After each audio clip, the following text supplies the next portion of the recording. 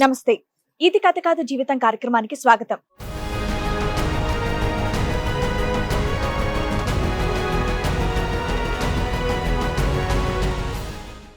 మీరు చెప్పిన విషయం ఇక్కడ ఆల్రెడీ మా డైరెక్టర్ గారు వీళ్ళు చెప్పారు. నాకు అదెందుకో నాకు బయటికి చెప్పడం అనేది నాకు అవును మేడం, నచ్చట్లేదు. నాకు కూడా ఇబ్బంది అనిపిస్తుంది.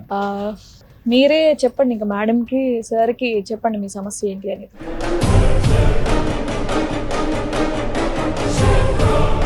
నేను తన దగ్గరే ఇష్టం వచ్చినట్టు తిట్టేశాను మా అన్నయ్యని.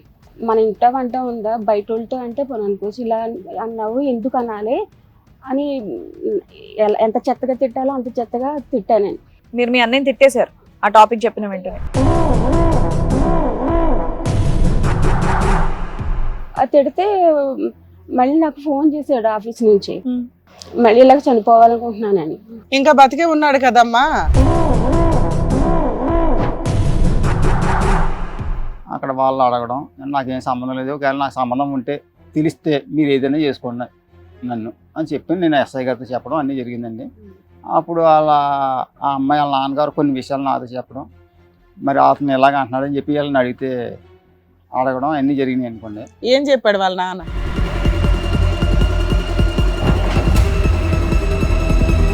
మధ్యాహ్నం సాయంత్రం 4 టైం అయిపోయింది, అప్పుడు భోజనం గట్ట అయింది.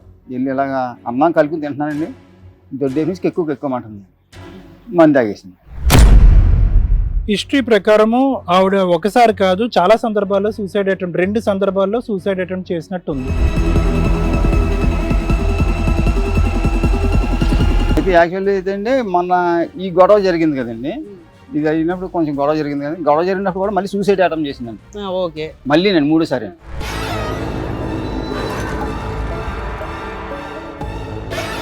వాళ్ళ వెనకాల బ్యాక్గ్రౌండ్ 20-30 మంది ఉన్నంత కుటుంబం. ఓన్లీ కుటుంబ సభ్యులు, పెదనాళ్ళు చిన్నాళ్ళు, అదే నేను అనేది చుట్టాలనే నేను కుటుంబం అంటారు. తీసుకొచ్చి మా అమ్మాయిని చంపేయాలనుకున్నారు. మీ అమ్మాయినా?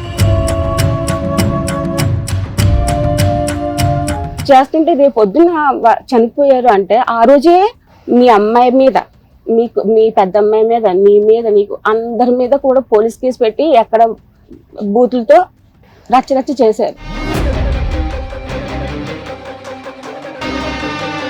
అతను చెప్పేటటువంటిది నిజమని మేము ఎలా అనుకోవాలి?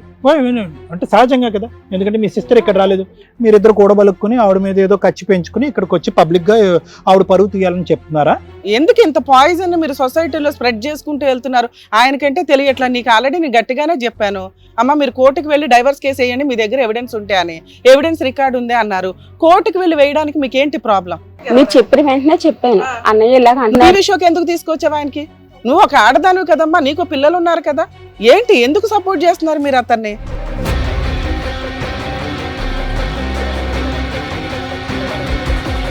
అసలు ఆయనకి ఏం కావాలనుకుంటున్నారు, అసలు ఇది నిజమేనా కాదా? ఎందుకంటే ఆయన వేసినటువంటి ఎలిగేషన్ అనేది నిజంగా అసలు ఊహల్లో కూడా ఎవ్వరికి రాదు. అది మేము బయటకు చెప్ప కూడా తలుచుకోలేదు.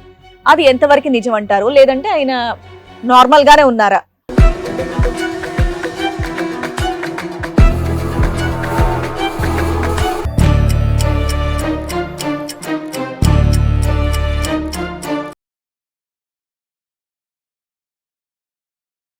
ఇది కథ కాదు జీవితం ప్రోగ్రామ్ అందరికంటే ఒక రోజు ముందుగా మీరు చూడాలి అనుకుంటే వెంటనే డౌన్లోడ్ చేయండి హిట్ టీవీ యాప్. ఇందులో మీరు నచ్చే మెచ్చే కంటెంట్ సిద్ధంగా ఉంది. మరి ఇంకెందుకు ఆలస్యం, వెంటనే డౌన్లోడ్ చేసుకోండి హిట్ టీవీ యాప్.